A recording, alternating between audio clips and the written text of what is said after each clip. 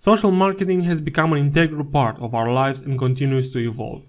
A few years ago, everyone was talking about the importance of B2B companies being active and creating pages on sites such as Facebook and Twitter. Now the conversation has shifted and is moving towards the idea that every marketing campaign must be social. The new theory is that social is more than just a channel or tactic. It is a strategy that should be present in every aspect of your marketing. And now the B2B finally understands the power of social. How do you harness it? How do you entice and engage your audience to share your message and to be a brand ambassador?